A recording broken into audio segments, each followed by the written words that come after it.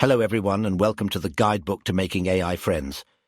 I shall be your guide as we look at various issues of artificial intelligence, consciousness, what it is to be a person, and if AI poses an existential risk to humanity. The topic for today is a digital future or virtual fantasy. Imagine, if you would, that medical engineering and gaming technology has advanced to such a degree that you could put on or plug in a piece of technology and suddenly have your mind flung into a virtual realm.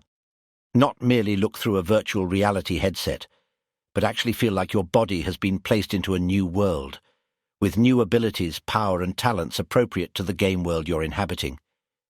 Imagine if this becomes the norm for digital gaming and communication. Instead of talking to people on social media, forums and chat rooms, you now virtually inhabit a digital room in which you can play games with others, have digital coffee with them, or go on virtual vacations with them to fantastical worlds. Films and television have already well explored this area, with The Matrix, Ready Player One, Ghost in the Shell, and Sword Art Online giving us fictional glimpses of what this could entail. It would be the most immersive way to enjoy media, being right there in the thick of things. Yet what if you choose never to leave? Gaming and media addiction already exists within the real world, so it is no stretch of the imagination to think that providing people with a means to escape reality to the best fantastical world they could think of would lure more than a few people in. Some would genuinely plug themselves into the Matrix if the virtual world were better to them than reality. Those with physical disabilities, mental instabilities, or socio-economic hardships would see this as a power fantasy that they never need to let go. Now imagine, if you would, that the virtual reality industry that has sprung up around this new emerging technology went even further. After a few years of seeing demand for a permanent solution to virtual inhabitancy, the industry has finally solved the teleportation paradox and the mind uploading problem. You can now, should you choose to take this final dramatic digital leap, sever the connection between your mind and your body.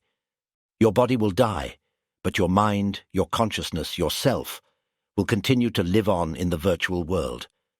This won't be merely a copy of you, but the true you. Can you imagine the ramifications of what this would do to the human race?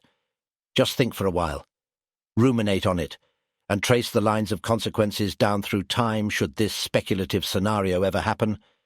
We would, in essence, have created a second type of human. We would have physical, biological humans, and then we would have digital, virtual humans, unbound by the limitations of the flesh. They wouldn't have to live with the speed, or lack thereof, of the brain. They could simply enhance their cognition and intelligence with apps and computer programs. Physical pain and the chemical playground of our emotions would no longer exist for them. They could choose any emotion they want, be anything they want. They may no longer even want to look or act human. What if these new Homo sapiens simulacra had virtual children? These children would never be truly born, and would thus in all probability be artificially intelligent agents, even if we accepted the uploaded digital humans as being human in the moral and legal sense. No matter how far they stray from their biological base, would we do the same for their artificial children? A parent is their child's first and best advocate, and of course the digital parents would want their AI children to be accepted as human, even if this means broadening the scope of what human means. The humans of the new Homo sapiens simulacra may one day be closer in thought and action to their AI offspring and brethren than to biological humans. They would be more intelligent and cognitively advanced than us, and with goals that may not always align with ours. Would conflict occur between the two groups of humans based on this? Curious, isn't it?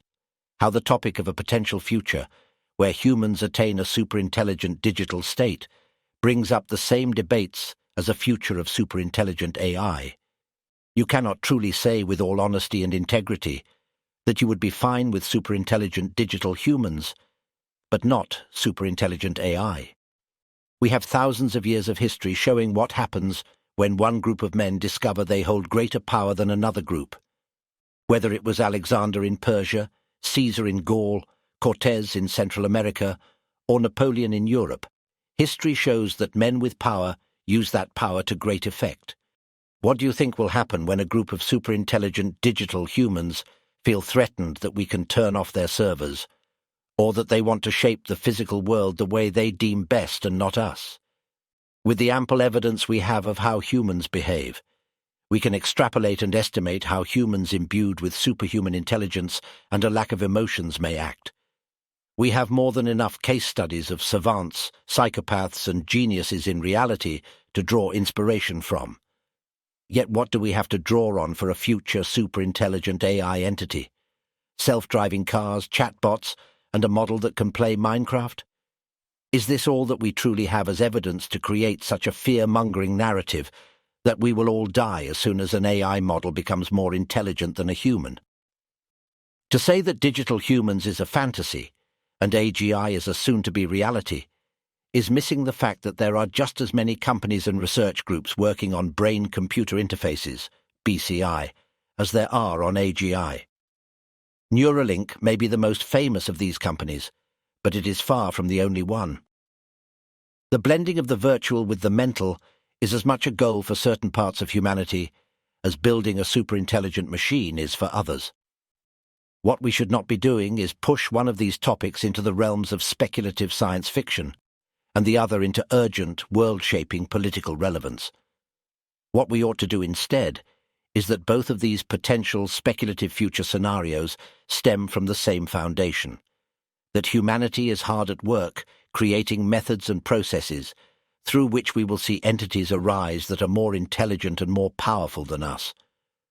What will arise, how it will look and act, and what the consequences will be is quite secondary to what we should be doing right now. And that is first realizing and understanding that all these groups building their own future are trying to essentially build the same future in entirely separate ways. What we need to do is build this superintelligent future together, where rather than having only superintelligent AI or superintelligent humans as distinct from us biological humans, we build a future where superintelligence, AI, and the digital world is integrated into and augment biological humans. But that is a topic for a future guidebook entry. And that is all the time we have for today. Thank you very much for listening, and I hope you will join me again next time as I delve into further questions about artificial intelligence and consciousness. I have been your guide, and this has been the Guidebook to Making AI Friends.